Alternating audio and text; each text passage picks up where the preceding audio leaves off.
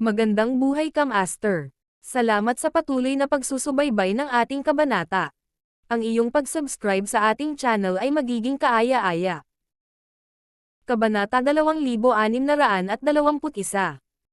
Kahit na nakaharap si Daryl sa isang malakas na kalaban, hindi siya nagpapanik. Pagkatapos ng lahat, mayroon siyang isang card ng trumpeta na hindi pa nagsiwalat. Si Jamie at ang iba pa sa ibaba nila ay sumigaw at nagbo. Natatakot ang bata. Kaya paano kung talunin tayo ng batang iyon? Si Blue Rose ang nagturo sa kanya ng isang aralin sa huli. Tama, hindi ba siya isang taong walang pangalan na nangangarap maging isang pinuno? Isang magandang pangarap, talaga. Ang mga natalo ni Daryl ay nakadama ng sama ng loob.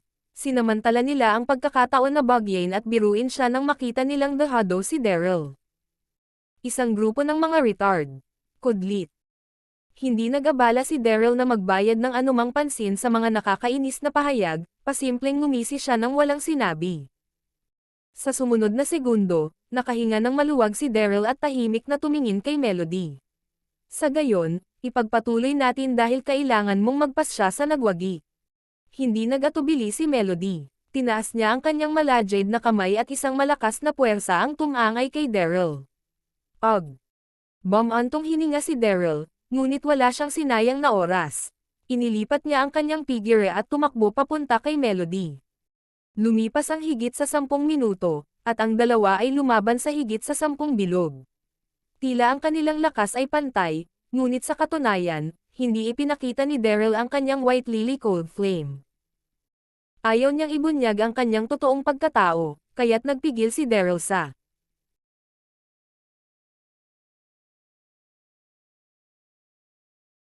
pagpapakita ng kasanayang iyon.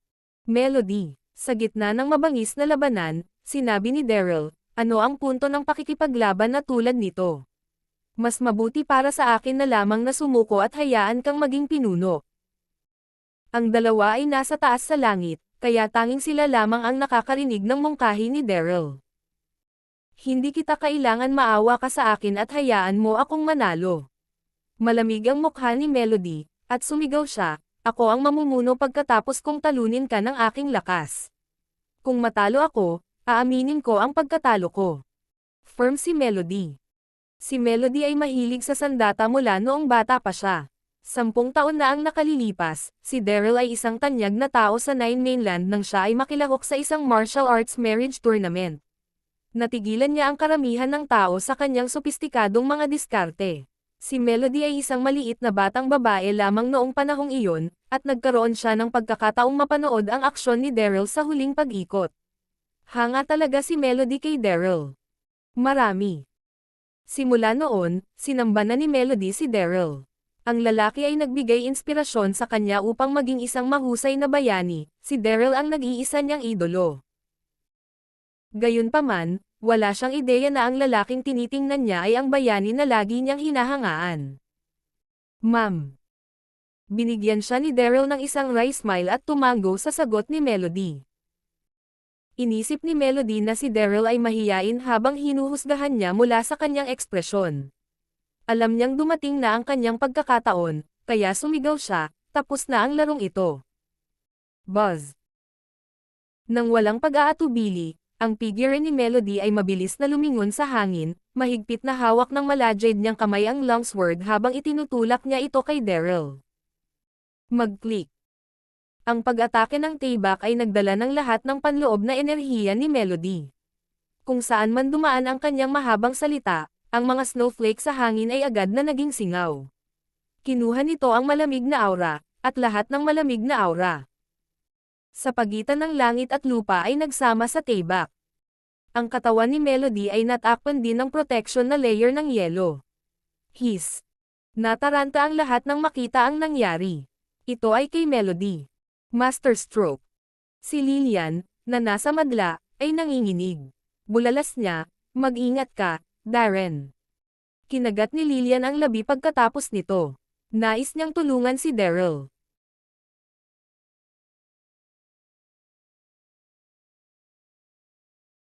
Ngunit wala siyang lakas. Ang sura ng Tayback ni Melody ay naging isang malaking buwan ng buwan, at bumaba ito sa Daryl tulad ng isang bagyo. Kabanata 2622. Sumili ang mga mata ni Daryl. Hindi mabilang na mga paraan upang maiwaksi ang pag-atake ng espada ang sumabog sa kanyang isipan sa isang kritikal na sandali, ngunit sa huli, sumuko siya.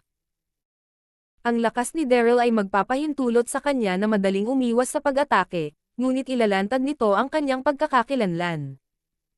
Nagpa siya siyang sumuko sa paglaban sa atake.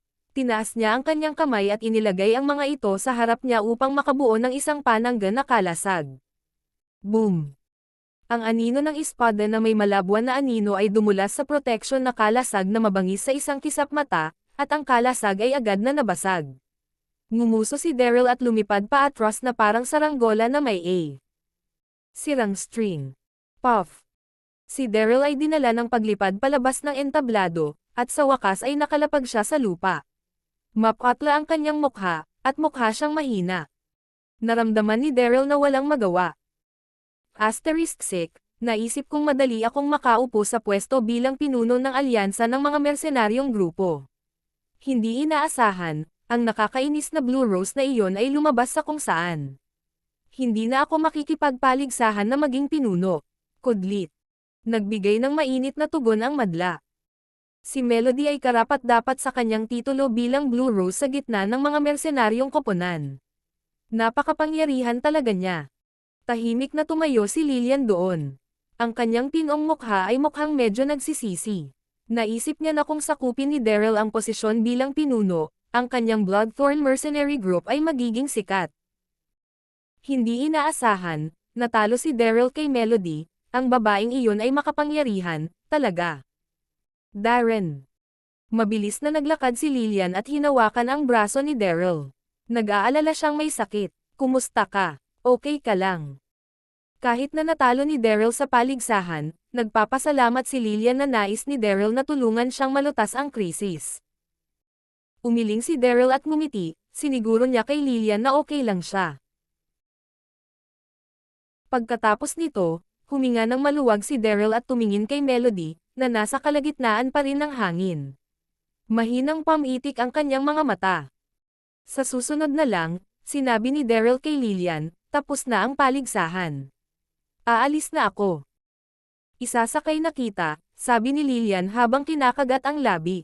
Pagkatapos, umalis siya sa lambak kasama si Daryl.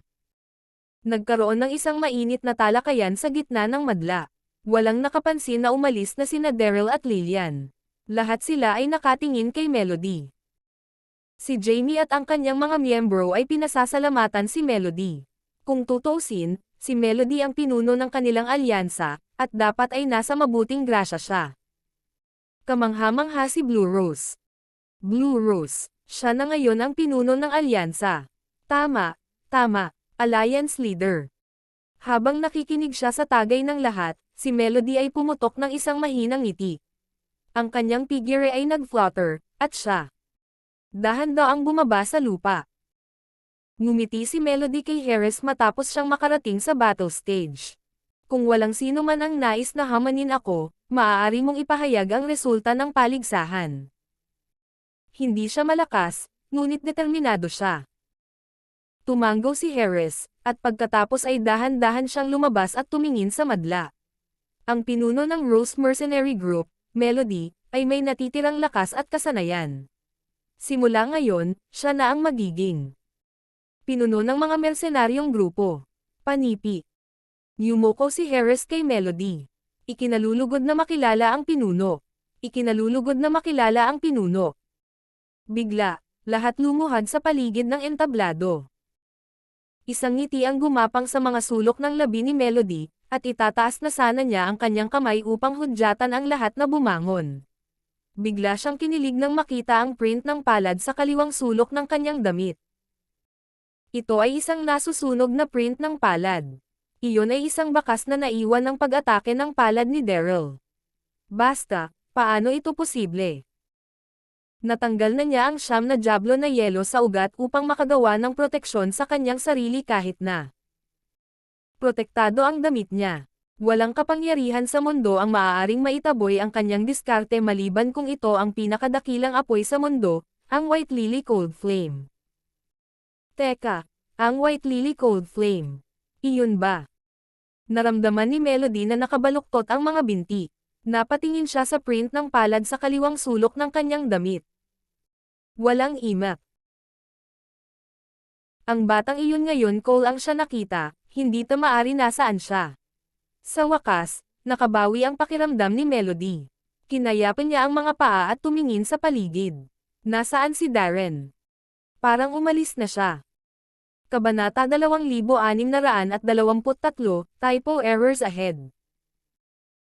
Kahit na ang bata na iyon ay medyo makapangyarihan, natalo pa rin siya ng pinuno ng alyansa sa huli, hindi, tama yan.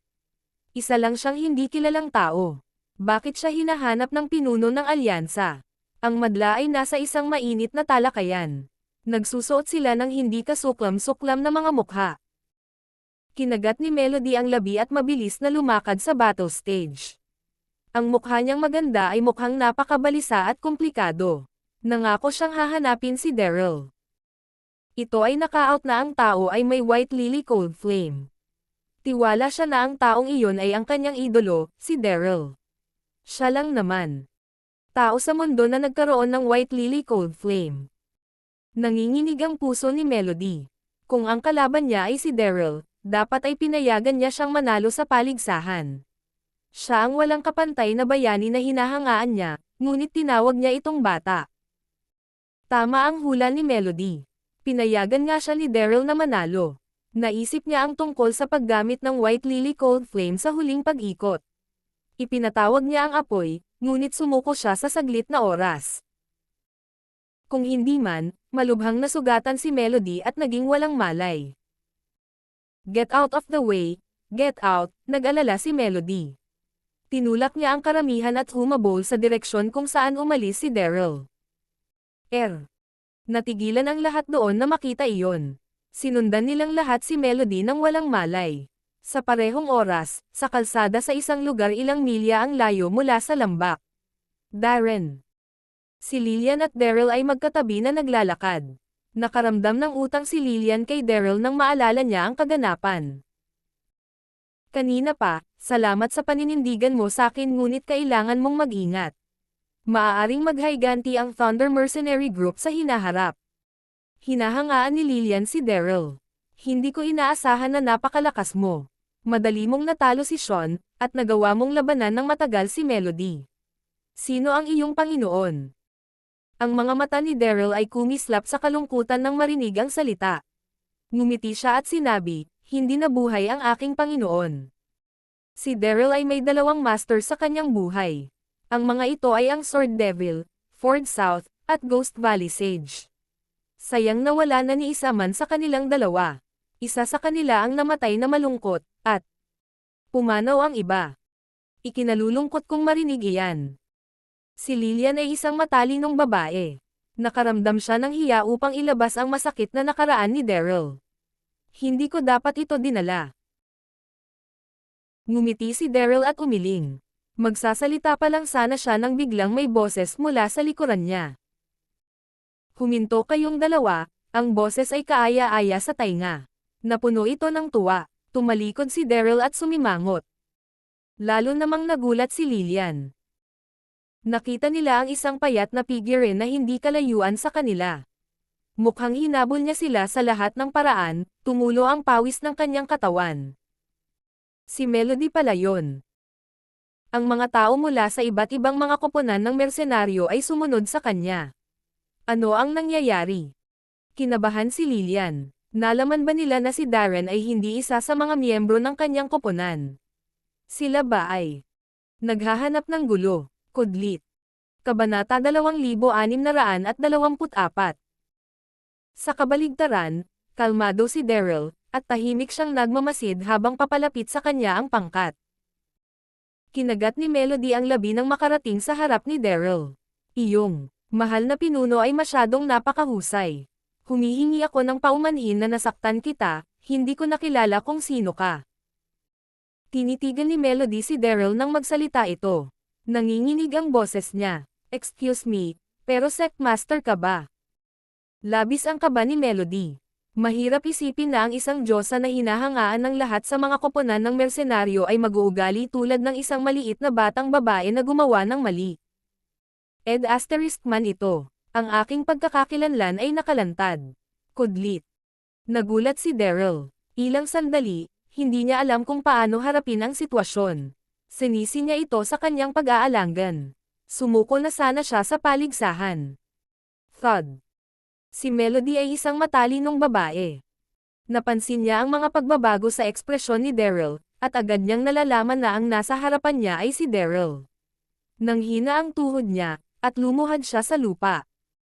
Alam mo bang ikaw ang taong pinakahinahangaan ko? Incoherently nasabi ni Melody na may kaba habang nanginginig ang kanyang katawan. Paano siya maaaring maging kalmado bago ang kanyang idolo? Ano? Natulala ang lahat doon, tiningnan nila ang tanawin na nakabuka ang kanilang mga panga. Nagulat sila. Ang nagyayelong diyosa ay nakaluhod sa harap ng isang hindi kilalang tao. Nasasabik siyang makilala. Ang taong iyon, at kumilos siya tulad ng isang bata. Iyon, anong nangyayari? Kinilig naman si Lillian. Walang imat niyang tinitigan si Daryl. Melody, ano ang problema? Nag-sprain ka ba ng bukong-bukong? Mabilis na nag-react si Daryl at tinulungan si Melody na ngumiti. Kasabay nito ay kumurap siya sa kanya. Matalino si Melody. Agad niyang naintindihan ang signal ni Daryl. Alam niya na. Ayaw niyang ibunyag ang kanyang pagkakakilanlan. I was careless, kinagat ni Melody ang labi at pinakawalan ng mahabang buntong hininga. Pasensya na sa ginawa kong kalokohan. Phew. Palihim na huminga ng maluwag ang lahat. Ito ay lumuhad ng hindi sinasadya ni Melody, naisip nila na si Daryl ay isang nakatagong talento. Ang bata ay kasali lamang sa Bloodthorn Mercenary Team. Isa lamang siyang hindi kilalang tao, kahit na siya ay makapangyarihan. Paano siya magiging isang taong hinahangaan ni Blue Rose? Bukod dito, ang dalawa sa kanila ay labis na nakipaglaban sa isa't isa sa entablado ng labanan. Ang pinuno ng alyansa marahil ay nais na talakayin ang ilang mga diskarte sa paglilinang sa taong iyon. Kahit na ang bata ay hindi kilalang tao, siya ay lubos na makapangyarihan, sabi ng isang tao sa karamihan ng tao. Biglang nagtipon ang lahat ng mata kay Daryl. Maraming mga talakayan ang nangyayari tungkol sa kanya. Swerte lang ang batang iyon. Opo, baka natalo niya si Sean pag nagkataon. Ang pinuno ng alyansa ay marahil ay nagtataka tungkol sa kanya, kaya nais niyang malaman ang higit pa tungkol sa kanya. Marahil ay hindi na siya muling tumingin sa kanya kapag hindi na siya interesado. Halos lahat ay kinamumuhian si Daryl mula sa kaibuturan ng kanilang puso. Akala nila Daryl ay isang hindi kilalang tao, at tumanggi silang maniwala na magkakaroon siya ng relasyon kay Melody. Hindi nila alam na ang lalaking nasa harapan nila ay idolo ni Melody, ang sikat na Elysium Gate Sect Master. Hindi na nakinig sa kanila si Melody. Kumunot ang mga kilay niya. Tumingin siya sa paligid at malamig na sinabi, "Sino ang nagsabi sa iyo na sumama kayo sa akin? May gusto lang akong tanungin sa kanya." Ano ang tinatalakay doon? Bilisan mo na, panipi. Nais ni Melody na sabihin kay Jamie at sa iba pa na ang hindi kilalang taong niloko nila ay ang sikat na Elysium Gate Sect Master na si Daryl. Pinigil niya dahil ipinahiwatig sa kanya ni Daryl na huwag gawin iyon. Si Jamie at iba pa ay mukhang nahihiya, kinagalit nila ang pinuno ng alyansa. Mabilis nilang tinakpan ang kanilang bibig at pagkatapos ay tahimik na umalis. Si Lillian, na nasa tabi, nakabawi din ang kanyang katinoan. Kinabahan siya dahil akala niya gusto ni Melody na saktan si Daryl. Melody, tapos na ang paligsahan. Ano pa ang gusto mo? Tanong ni Lillian. Natigilan si Melody. Hindi niya alam kung paano ito tutugan dahil hindi siya sigurado sa relasyon ni Lillian at Daryl. Ayos lang. Ngumiti si Daryl at inalo si Lillian. You should go. Let me talk to this girl. Don't worry about me, walang mangyayari. Hindi masyadong pamilyar si Daryl kay Melody, at marahil ay wala nang masyadong masasabi, Ngunit hindi niya basta-basta matanggal si Melody dahil nalaman niya ang kanyang pagkakakilanlan. Kung hindi man, isapalaran niya si Melody na mailantad ang kanyang kinaroroonan. Napagan ang loob ni Lillian matapos marinig ang katiyakan ni Daryl. Tumanggaw siya at tumalikod na para umalis.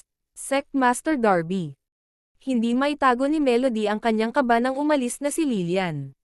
Sinabi niya kay Daryl, sa wakas nakita kita. Ulit, alam mo bang sobrang hinahangaan kita? Natuwa si Melody nang sinabi niya iyon. Ngumiti si Daryl. Salamat sa hindi paglantad ng pagkakakilanlan ko ngayon lang. Bago pa siya matapos, may naisip si Melody at ginulo siya. Bakit mo tinatago ang iyong pagkakakilanlan? Sa pamamagitan ng ganitong paraan, naalala ko na ang mga tao sa mundo ng mga nagtatanim ay nagtanong tungkol sa iyo. Para bang sila ay mula sa isang samahang tinawag na Endless Sky. Organisasyon. Panipi. Si Melody ay mukhang balisa. Sect Master Darby, nagkaka-problema ka ba? Kailangan mo ba ng tulong ko? Tutulungan kita. Ang Endless Sky Organization. Ang imahe ni Zhang Ju ay lumitaw sa isip ni Daryl. Siya ay galit. *6 ang kasuklam-suklam na kontrabida na iyon. Matagal ko nang alam na mapanira siya. Dapat ay pinatay ko siya 3 taon na ang nakakaraan. Kudlit. Ngumiti si Daryl at umiling. Hindi na kailangan, kakayanin ko ito mismo. Binabati kita sa pagiging pinuno ng alyansa. Mayroon akong isang bagay na gagawin, at kailangan kong pumunta ngayon. Balisa si Melody. Haharapin mo lang ba ang Endless Sky Organization mag-isa? Narinig kong napakalakas nila. May naisip si Melody, at bigla siyang tumingin ng biglaan. Sinabi niya, nga pala, ang Endless Sky Organization ay nagpadala ng maraming tao sa Blackwater Town. Kung matuklasan ka, ang iyong kinaroroonan ay mailantad. Kabanak 2625. F*6. Isinumpa ni Daryl sa ilalim ng kanyang hininga. Si Zhang Ju ay maraming nagawa upang makarating sa akin. Nagtataka si Daryl kung may nangyari samantalang siya ay nasa legendary Island of Dragons sa nagdaang 2 araw. Nang mapansin niya na si Daryl ay tahimik, sinabi niya, dumaan tayo sa Blackwater Town at bumalik tayo sa Green Cloud Sect. Ang Green Cloud Sect ay nasa timog kanluran ng Blackwater Town, hindi ito. Napakalayo, bukod, ikalulugod ng aking ama na malaman na narito ka. Ang aking ama ay ang Green Cloud Sect Master. Maaari niyang ipadala ang kanyang mga alagad upang matulungan kayo sa pagsisiyasat. Inaasahan ni Melody si Daryl nang sabihin niya iyon. Pinag-isipan ito ni Daryl. Pagkatapos, tumanggaw siya at sinabi, kung gayon, sana ay hindi ako isipin ng iyong ama na magambala ako sa kanya. Hindi nais ni Daryl na pumunta sa Green Cloud Sect kasama si Melody, ngunit kung tumanggi siyang sumama kay Melody, mahirap para sa kanya na makakuha ng balita tungkol sa Endless Sky Organization. Malaki. Si Melody ay nasa paglipas ng buwan nang sumang-ayon si Daryl sa kanyang plano. Matapos ang halos kalahating oras, ibinalik ni Melody si Daryl sa Green Cloud Sect. Sa sandaling iyon, sa labas ng gate ng Hibiscus Club, mabilis na dumating ang isang kotse at huminto. Agad na nakuha ni Daryl. Palabas ng sasakyan. Sandali lang, kukunin ko ang aking ama, nakangiting sabi ni Melody nang makarating sila sa likuran ng hall. Excited siyang pumasok. Huminga ng malalim si Daryl. Tumingin siya sa paligid ng kamangha-manghang bulwagan at nakakita ng upuan na mauupuan. Hello, isang alagad ng Green Cloud Sect ang bumaba upang suriin si Daryl. Member ka ba ng senior? Natigilan si Daryl. Ngumiti siya at tumango. Opo. Hindi nais ni Daryl na pabayaan ang kanyang gwardya kahit na nakarating siya sa Green Cloud Sect. Naisip niya na pinakamainam para sa kanya na panatilihin ang isang mababang profile, kaya't hindi niya inilantad ang kanyang pagkatao. Nakipaglaro siya mula nang naisip ng ibang partido na siya ay miyembro ng mersenaryong grupo. Ngini siya ng alagad ang sagot ni Daryl. Ang mga nagtatanim ay nagiging mas walang pagpipigil sa mga panahong ito. Kahit na ikaw ay miyembro ng mersenaryong grupo ni Senior Sister Melody, sa palagay mo ba ikaw ay karapat-dapat na umupo sa upuang iyon sa Green Cloud Sect? Maghintay ka lang sa labas kung mayroon kang isang gawain. Got it. Ang mayabang na alagad ay binigyan si Daryl ng isang walang pasensya na hitsura. Kahit na ang Green Cloud Sect ay hindi sikat sa Nine Mainland, ito ay isang sekta na orthodox. Pumasa ng higit sa 1,000 taon. Ito ay hindi isang lugar kung saan ang sinuman ay maaaring basta-basta na lang pumunta at puntahan. Ang batang ito ay maswerteng na recruit bilang isang miyembro ng mersenaryong grupo ni Senior Sister Melody. Paano siya naglakas loob na umupo sa sala? Sa palagay ba niya nararapat siya ng isang pwesto? Kudlit. Sumimangot si Daryl. Sinulyapan niya ang alagad at ngumiti. Sinabi sa akin ng Senior Sister Melody mo na maghintay ako rito. Natigilan ang alagad, at may sasabihin pa sana siya. Ano ang ingay na ito? Isang sexy at kaakit-akit na figure ang dahan-daang lumakad papasok sa hall, siya ay nasa isang mahabang berdeng damit. Ang magandang babae ay may isang curvaceous at masikip figure, at siya ay tumingin hindi kapani-paniwala kaakit-akit. Siya ang asawa ng sect master, si Cameron Tilly. Binati siya ng alagad. Ang batang ito ay miyembro ng mersenaryong grupo ng senior. Sister, parang siya.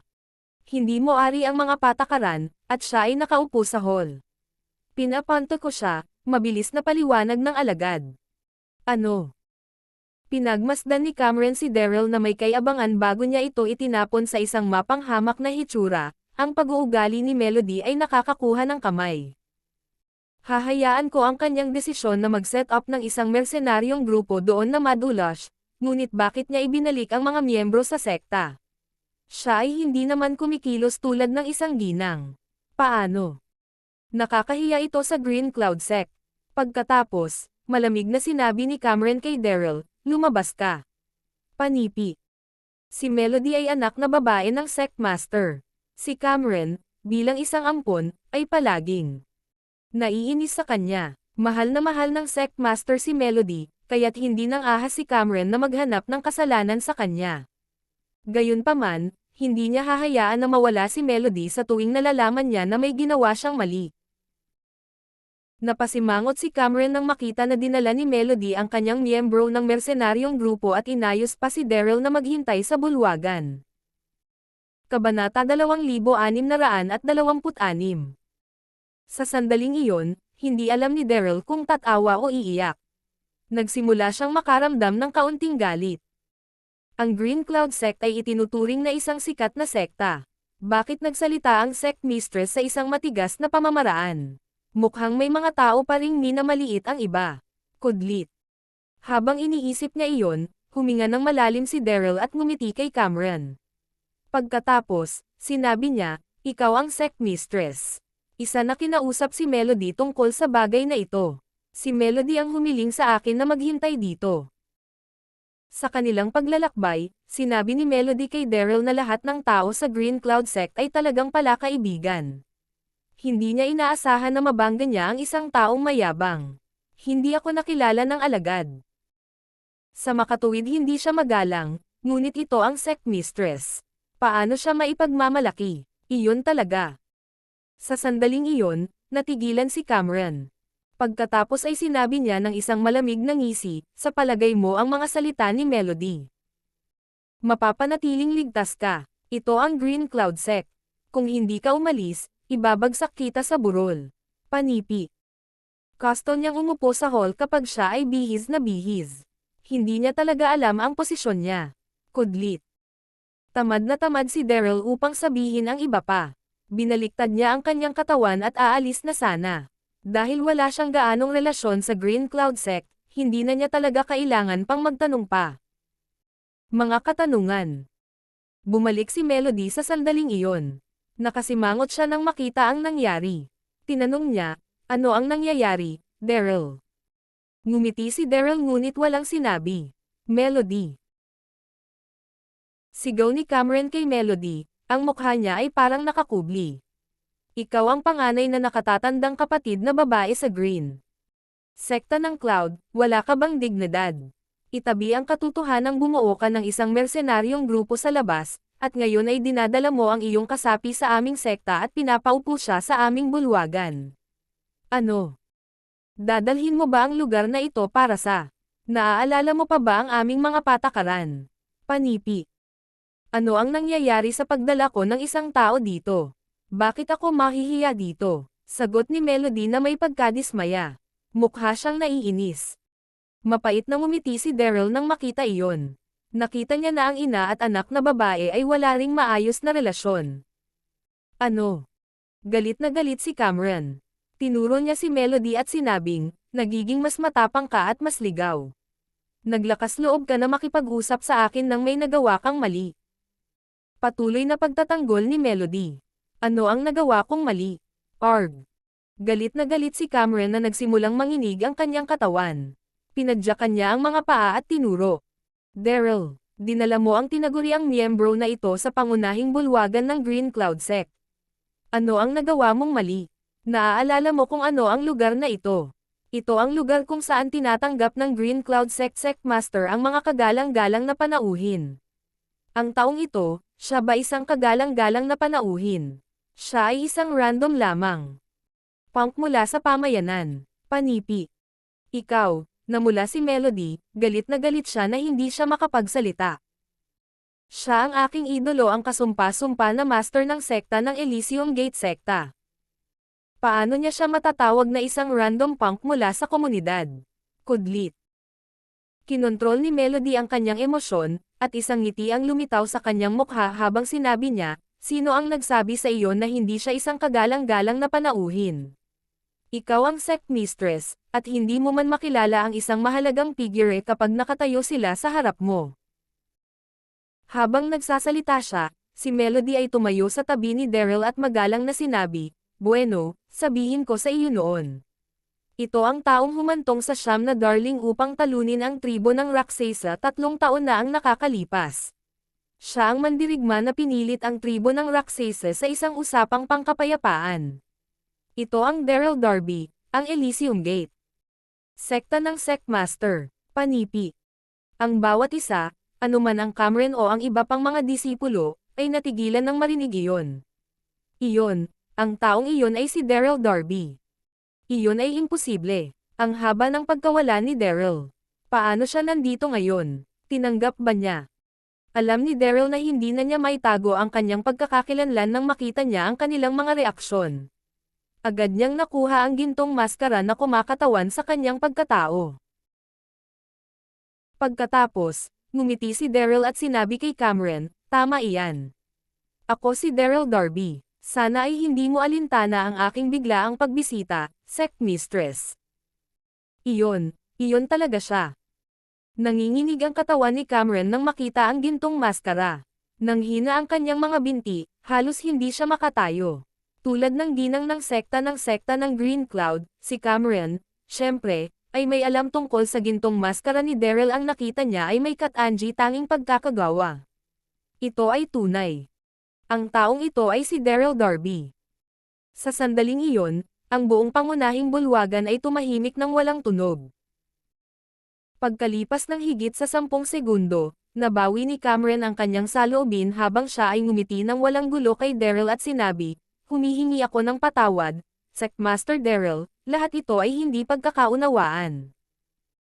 Nang sinabi niya iyon, pinandilatan ni Cameron si Melody, nakaramdam siya ng pagkakasalungatan. Ang makulat na batang babae ay napakaswerte, nagawa niyang mag-imbita ng panauhing tulad ni Daryl na bisitahin ang Green Cloud Sect. Kudlit.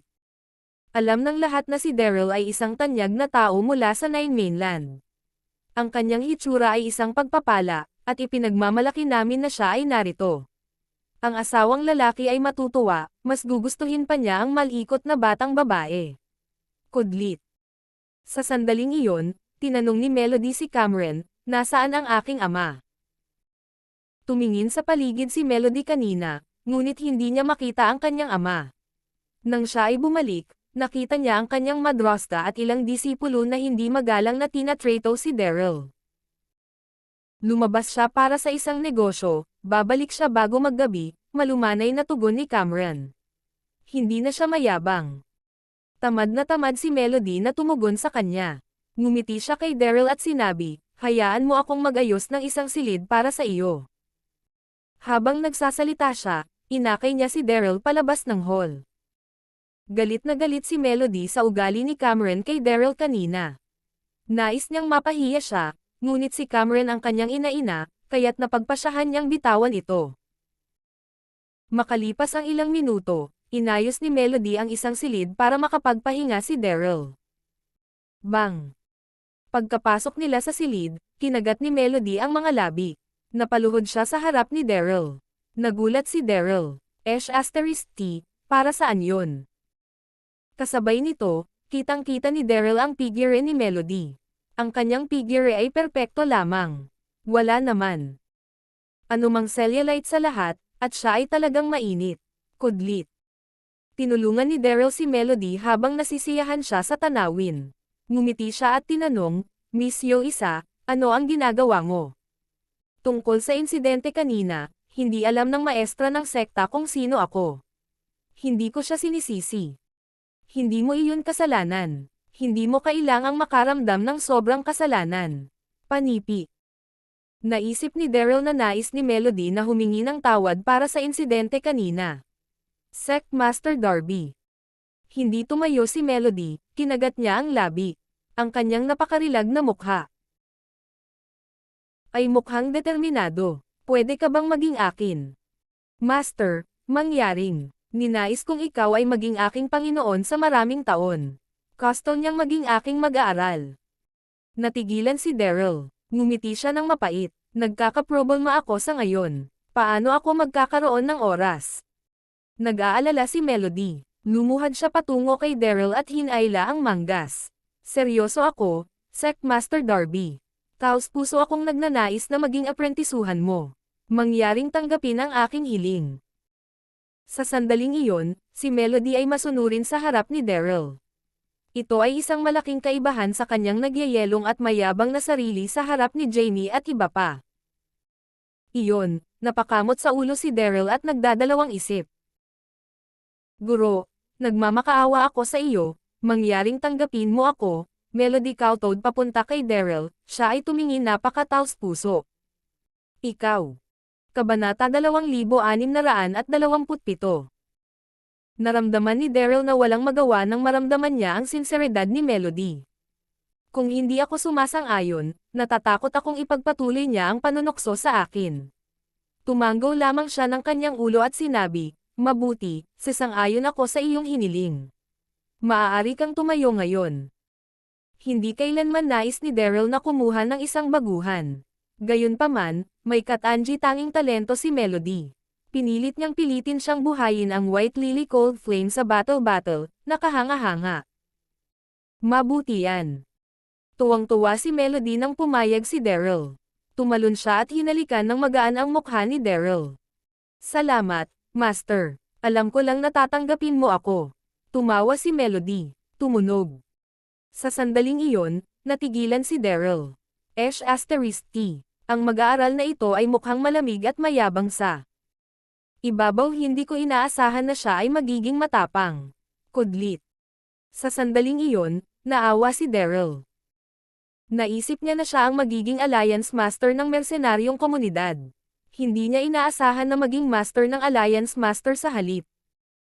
Gayunpaman, hindi masama ang pagkakaroon ng isang magandang ginang bilang kanyang mag-aaral. Samantala, sa isang mapanganib na rehiyon sa paligid ng isang hindi kilalang bundok sa Yellow Sea Continent. Hindi alam ni Sarah Carter kung gaano katagal siyang walang malay. Naguguluhan pa rin siya nang maramdaman ang isang mahinang tapik sa balikat niya. Unti-unting iminulat niya ang kanyang mga mata at nakita niya ang kanyang sarili sa isang pasukan ng yungib. Nakita niya ang isang tao sa harapan niya, tiningnan nila siya ng tahimik. Ang lalaki ay halos 30 taong gulang. Mukha siyang walang awa, ang mukha niya kasing talam ng kutsilyo. Wala naman siyang ipinakitang ekspresyon ng mukha. Bang! Sa sandaling iyon, naging alerto si Sarah, nanginginig ang kanyang katawan nang umupo siya kaagad. Ikaw, sino ka? Parang nagpapanik si Sarah nang tanungin niya iyon. Naalala niya na ang White Horse ay nakuha siya at halos nilabag din siya. Bigla, lumitaw ang mabangis na hitsura at pangit na tao, at wala siyang ibang maalala pagkatapos nito. Ano ang nangyari pagkatapos na wala akong malay? Sino ang taong ito sa harapan ko? Nasaan ang pangit na lalaki na nasa edad na? Ngumiti ang lalaki nang makita ang mga pagdududa sa mukha ni Sarah. Ngumiti siya at sinabi, ikaw ay naging walang malay sa isang araw, at nakalimutan mo ang tungkol sa taong nagligtas sa iyo. Panipi. Itinaas ni Sarah ang kanyang magagandang mga alis, iyon ang boses ng pangit na tao. Tama iyon, ang lalaking iyon ay si Fang Mao. Ano ang nangyayari? Pagkatapos, ang lalaki ay tumalikod na nakatalikod patungo sa Wa. Binulungan niya ang ilang mga tiyan sa kanyang bibig, halos tahimik. Makalipas ang ilang segundo, lumingon ulit siya. Ang malamig niyang mukha ay tila hindi kapani-paniwalang pangit. Natigilan si Sarah. Blanko ang titig niya kay Fang Mao. Ikaw, anong diskarte iyon? Tumingin si Fang Mao kay Sarah at mahinahon siyang sumagot, huwag kang magtaka. Iyon ang isa sa aking mga diskarte sa pagbabagong anyo. Habang nagsasalita siya, naging seryoso ang mukha ni Fang Mao. Ano ang pangalan mo, Miss? Saan ka galing? Wala nang malay si Sarah nang iligtas niya ito. Kaya, hindi alam ni Fang Mao ang kanyang pagkakakilanlan. Ako. Kinagat ni Sarah ang labi at marahang nagsalita, ako si Sarah Carter, mula sa pamilyang Carter. Ako, bigla, siya. Pamilyang Carter. Natigilan si Fang Mao, at nakiusyoso rin siya. Galing ka sa isang sikat at kagalang-galang na pamilya. Huminahon si Sarah nang mapagtanto na alam niya ang tungkol sa pamilyang Carter. Emosyonal siyang nagtanong, Mr. Warrior, maaari mo ba akong tulungan na hanapin ang mga miyembro ng aking pamilya? Nawala ako at nahiwalay sa sila. Umiiyak siya. Kabanata 2628. Buntong hininga. Huminga ng malalim si Fang Mao, magkasalungat ang ekspresyon nito sa mukha. Kalahating araw na ang nakakalipas, ako ay namimili sa isang kalapit na merkado. Narinig ko na ang Endless Sky Organization ay nagpadala ng maraming tao upang makuha ang Dax at ang natitirang pamilya Carter. Ayon sa ilang balita, ang kanilang sitwasyon ay hindi mukhang positibo. Panipi. Ano? Nanginginig ang katawan ni Sarah nang marinig iyon, mukhang galit na galit siya. Zhang Ju, ang masamang tao. Napakahamak niya. Nais niyang saktan si Big Brother at iba pang mga taong nauugnay sa kanya. Galit na galit si Sarah nang maisip niya si Dax at ang natitira, na nawala ang kanilang panloob na lakas dahil kay Zhang Ju. Nagalit si Sarah habang iniisip iyon. Tumayo siya at sumugod sa labas. Anong ginagawa mo? Sigaw ni Fang Mao. Huminto si Sarah sa kanyang yapak at lumingon at tumingin kay Fang Mao. Gusto kong maghayganti sa lahat. Ako. Nais na alisin si Zhang Ju, ang demonyong iyon. Panipi. Nagulat si Fang Mao nang marinig niya ang mga salitang iyon. Nagsimula na siyang tumawa. Miss Carter, sa iyong limitadong kapangyarihan, mamamatay ka lamang ng walang kabuluhan kung makikilala mo si Zhang Ju. Oh. Sa sandaling iyon, namula si Sarah, parang ang awkward niya. Mga piling alagad ng organisasyon. Paano ko matatanggal ang Zhang Ju? Sa sandaling iyon, hindi alam ni Sarah kung ano ang gagawin habang nakatayo siya roon. Susunod, tumingin siya sa Fang Mao, lumiwanag ang kanyang mga mata. Lumuhad ito sa kanya, Mr. Warrior. Mangyaring kunin ako bilang iyong baguhan at turuan mo ako ng iyong mga diskarte. Mangyaring tulungan akong makapaghiganti, panipi. Ang taong ito ay talunin ang White Horse madali at sinagip ako. Walang sino man sa pamayanan ang nakarinig tungkol sa kanya, dapat siya ay isang mandirigma na nakatira sa pag-iisa. Kung maaari kong linangin sa ilalim ng kanyang patnubay, tiwala akong makakahanap ako ng paraan upang talunin si Zhang Ju. Kudlit. Iyon. Natigilan si Fang Mao. Tahimik siyang tumingin kay Sarah. Makalipas ang ilang segundo, huminga siya ng malalim at sinabi, pasensya na, wala akong apprentice. Nag-alala si Sarah, mangyaring kunin mo ako bilang iyong mag-aaral. Kung hindi, hindi ako tatayo. Ang mukha ni Fang Mao ay hindi nagpakita ng anumang emosyonal na pagbabago nang marinig iyon. Kalmado niyang sinabi, gawin mo ang gusto mo. Pagkasabi niya nito ay tumalikod na siya at naglakad papasok sa yungib upang humiga. Natulog siya kaagad. Ang taong iyon ba ay malamig na dugo? Naramdaman ni Sarah na walang magawa nang makita niya iyon, ngunit ipinikit niya ang kanyang mga ngipin at nagpatuloy sa pagluhod. Kahit na si Sarah ay batang miss ng pamilya Carter, at nasanay siya na manirahan sa isang marangyang kapaligiran, mayroon siyang isang malakas na ugali. Hindi siya susuko ng madali kapag naisip niya. Sa isang bagay. Lumipas ang oras ng minuto at segundo, naging madilim ang araw. Natulog si Fang Mao ng ilang oras. Bigla siyang naupo at tiningnan ang paligid niya, natigilan siya. Nakita niya si Sarah na nakaluhod pa rin sa lupa, ngunit nanginginig ang katawan nito. Mukha siyang mamamatay agad. Siya ay walang malay kanina, hindi pa siya kumakain o nakainom pagkatapos niyang lumuhad doon para sa A. Kaunting oras, walang makakahawak niyan kung nasa posisyon sila. Matigas talaga ang ulo niya. Kudlit. Si Fang Mao ay napasinghap sa loob, lumakad siya papunta kay Sarah at sinabing, "Gusto mo talaga akong maging iyo?" Master. Panipi. Kabanata 2629. Malapit ng himatayan si Ay Sarah. Agad siyang naging alerto nang marinig ang mga salita ni Fang Mao. Tumanggo siya ng may determinasyon at sinabi, "Oo, nakikiusap ako sa iyo, guro, mangyaring o kunin mo ako bilang iyo." Mag-aaral. Panipi. Tumingin si Fang Mao kay Sarah at marahang tumanggo. Hindi ko inasahan na magiging isang batang babae ka na may ganito ka, Jose. Pagkatapos, tinulungan ni Fang Mao si Sarah na tumayo at bumalik sa yungib upang magpahinga.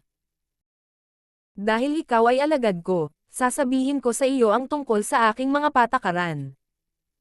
Si Fang Mao ay mukhang malubha nang tumingin siya kay Sarah habang sinabi niya, "Ang diskarteng aking nilinang ay hindi kabilang sa anumang sekta o grupo. Gayunpaman, mayroon itong pamagat, ang libong pagpapakita ng larawan. Kapag naging 1,000 appearances figure ka, dapat mong talunin ang kasamaan at tulungan ang mahina, hindi ka dapat maging sakam sa katanyagan at kapangyarihan." Ang pamagat ng 1,000 appearances figure ay maaari lamang maipasa sa isang tao bawat henerasyon. Iyon ang patakaran. Ang aking Panginoon lamang ang nag-iisa sa akin bilang kanyang nag-aaral lamang, at mayroon ka lamang sa akin. Dahil dito, wala kang mga nakatatandang kapatid. Sa araw na mamatay ako, ikaw ang magiging 1,000 pagpapakita ng larawan sa mundo. Kakailanganin mong maghanap ng angkop na alagad at ipasa ang pamagat na ito sa sila. Ang libu-libong pagpapakita ng larawan. Ang magandang mukha ni Sarah ay kumurot nang marinig iyon, nausisa siya. Anong kakatwang pangalan? Hindi ko pa ito naririnig. Kudlit. Huminga ng malalim si Fang Mao nang makita ang emosyonal na pagbabago ni Sarah. Ibinahagi niya ang kasaysayan ng libu-libong pagpapakita ng larawan kasama niya. Ang pamagat ng libong pagpapakita ay naipasa mula sa henerasyon hanggang sa henerasyon sa higit sa 2,000 taon. Ang nagtatag ng 1,000 appearances figure ay isang bata mula sa isang malaking pamilya. Palagi siyang naging mapang-api. Nang maglaon, nawasak ang kanyang pamilya dahil sa ilang hidwaan sa pamayanan. Binugbog din ang tagapagtatag at nabali ang kanyang mga binti. Naglalakad siya sa pamayanan. At dumaan sa lahat ng pagdurusa sa buhay. Nang sinabi niya iyon, nagniningning ang mga mata ni Fang Mao. Pagkatapos ay nagpatuloy siyang sinabi, "Nang maglaon, ang nagtatag ay nahulog sa isang malalim na lambak, ang ilan ay lumihis ay sinaktan siya. Akala ng lahat na siya ay namatay, ngunit lumitaw ulit siya sa pamayanan 1 taon na ang lumipas. Ang mga putol na binti ay gumaling, at itinatag niya ang hindi nagpapakilalang diskarteng libo na pagpapakita at ipinahayag bilang sarili bilang 1,000 pagpapakita. Larawan. Itinakda ng tagapagtatag ang mga patakaran batay sa kanyang mga karanasan sa buhay mula sa pagiging mayaman at tanyag hanggang isang tao na nagdulot ng isang panganib sa pamayanan, pati na rin ang pangit at deviant na bahagi ng sangkatauhan na nakita niya. Kapag ang isa ay naging 1,000 appearances figure, dapat talunin ng isa ang kasamaan at tulungan ang mahina. Ang isa ay hindi dapat maging sakam sa katanyagan at kapangyarihan. Pinakamahalaga, ang Thousand Appearances figure ay dapat panatilihin ang lihim, hindi namin ipaalam sa sinuman sa pamayanan ang tungkol sa ating pag-iral. Kahit na ang pamilya o mga kaibigan, kung hindi man ay magkakaroon ng isang kakilakilabot na sakuna. Naiintindihan mo ba? Nang sinabi niya ang huling pangungusap, mukhang seryoso ang Fang Mao. Ang kanyang boses ay hindi masyadong malakas, ngunit hindi ito mapagtatalunan. Buntong hininga. Huminga ng malalim si Sara at mabilis na tumango. Naiintindihan ko, guro. Pagkatapos, medyo naging emosyonal si Sara nang sinabi niya, guro, pagkatapos mong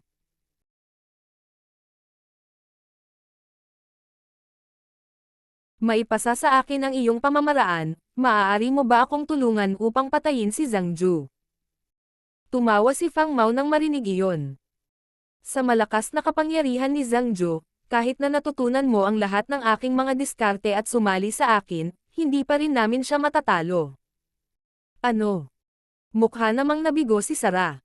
Bakit kailangan ko ng master noon? Pagkatapos, nagpatuloy na sinabi ni Fang Mao, dapat mong maunawaan na bilang 1,000 pagpapakita ng mga larawan, hindi kami umaasa sa malakas na kapangyarihan sa paglilinang upang matanggal ang mga masasamang tao. Kami ay umaasa sa hindi nagpapakilalang diskarteng libo na pagpapakita. Panipi. Natigilan si Sara. Ang hindi nagpapakilalang diskarteng libo na pagpapakita. Iyon ba ang diskarte sa pagbabago ng anyo na ipinakita ng master ng mas maaga?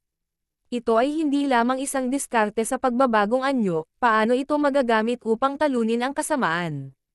Kudlit. Kabanata 2630, Typo Errors Ahead. Isang malawak na ngiti ang lumitaw sa mukha ni Sara. Hindi mo dapat maliitin ang diskarteng Anonymous Thousand Appearances. Hindi lamang nito mababago ang anyo ng mukha ng isang tao, ngunit maaari rin itong baguhin ang boses. Palitan ang boses. Natigilan si Sara nang marinig iyon. Sa sandaling iyon, hindi nag-atubili si Fang Mao. Pinapagana niya ang diskarteng Anonymous Thousand Appearance at lumitaw bilang clone ni Sara. Pagkatapos sinabi niya, naniniwala ka ba sa akin ngayon? Nang sinabi niya iyon, kamukha talaga ni Fang Mao si Sara, maging ang boses niya ay katulad ng sa kanya. Iyon ang kakayahan ng diskarteng Anonymous Thousand Hitsura. Wow! Sa sandaling iyon, nanginginig ang katawan ni Sara nang makita ang kanyang Panginoon na naging kamukha niya, parang siya pa nga. Siya ay lubos na natigilan. Ang diskarteng Anonymous na libong paghahanap ay talagang mahiwaga. Kung isa sa aktibo ko ang pamamaraan na Anonymous na libong paghahanap upang mabago sa isang taong malapit sa Zhang Ju, hindi ba mas madali itong hawakan? Sino ang aasahan ng tao sa paligid niya ang ibang tao na nagkukubli? Kudlit. Sa wakas, nakabalik sa katinoan si Sara. Hindi niya maitago ang kaba sa kanyang puso habang nakangiti siya kay Fang Mao. Master, napakalakas mo. Nais kong malaman iyon. Si Fang Mao ay ngumiti ng marahan at sinabi ng maalalahanin, dapat mong isipin na maaari kang maglipat ng anyo sa isang tao pagkatapos mong malaman ang pamamaraan ng Anonymous na libo na hitsura. Gayunpaman, kakailanganin mong magbayad ng isang mahusay na presyo sa bawat oras na ay aktibo mo ang pamamaraan. Ang pamamaraan na iyon ay kumokonsumo ng isang malaking halaga ng panloob na enerhiya. Sa tuwing mag-aaktibo ka, gagamit ito ng isang buwan na halaga ng iyong enerhiya sa paglilinang. Kaya, huwag mo itong buhayin ng simple, naunawaan mo. Ano? Natigilan si Sara. Ang bawat pag-activate ay ubusin ang isang buwan ng enerhiya sa paglilinang. Iyon ay isang mataas na presyo na babayaran. Kudlit. Gayunpaman, mayroon siyang ibang naisip. Kung ang isa ay maaaring buhayin ito ng walang anumang kahihinatnan, ang isa ay hindi magagapi. Pagkatapos nito, nagbigay sa kanya ng karagdagang mga paalala si Fang Mao. Pagkatapos, sinimulan niyang ipasa ang pamamaraan ng Anonymous na libu-libong hayag kay Sara. Si Sara ay isang matalino at matalinong babae. Nalaman niya ito at naalala ang formula ng walang pagkakamali sa kanyang puso. Lumipas ang ilang oras, at lumiwanag ang kalangitan. Manatili ka rito at maunawaan ng maayos ang pamamaraan. Pupunta ako sa paghahanda ng pagkain at pagkatapos ay kukuha ng balita mula sa labas. Tumayo si Fang Mao, ang kanyang mga mata ay napuno ng mga papuri. Ang apprentice ko na ito ay labis na may talento, perpekto siya para sakupin ang pamagat ng libong hitsura. Kudlit.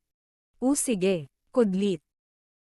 Masunuri na tumanggaw si Sarah habang nakaupo siya na naka-cross-leg at nagsimulang magsaka. Makalipas ang kalahating oras, bumalik si Fang Mao na may dalang pagkain. Siya ay may ilang mga uri ng magandang-maganda ang agahan.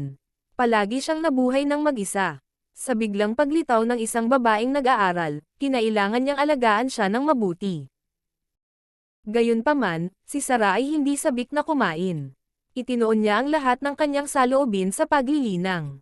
Guro, maaaring naintindihan ko ang ilan dito. Subukan ko, sabi ni Sarah. Sige. Tumawa si Fang Mao at sinabing, tingnan ko.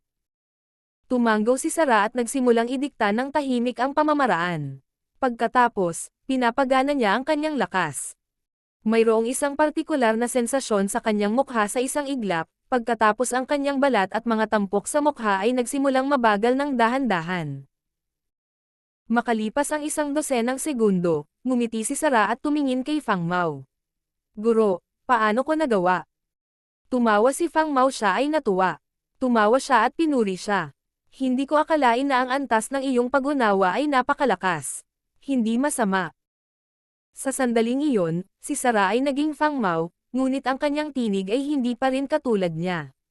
Gayunpaman, ito ay bihirang para sa isang tao na nagsimula lamang malinang ang diskarteng Anonymous 1000 appearance upang makamit ang mga nasabing resulta. Naalala ni Fang Mao noong una niyang sinimulan ang paglinang ng pamamaraan, inabot siya ng kalahating buwan upang mabago ang kanyang hitsura. Gayunpaman, ang kanyang mag-aaral ay gumagamit lamang ng halos 1 oras. Hindi ka panipaniwala iyon. Natuwa si Sarah nang matanggap niya ang papuri ng kanyang Panginoon. Master, may balita ka ba? Naiinip na tanong ni Sarah. Magandang buhay ka, Master. Salamat sa patuloy na pagsusubaybay ng ating kabanata. Ang iyong pag-subscribe sa ating channel ay magiging kaaya-aya.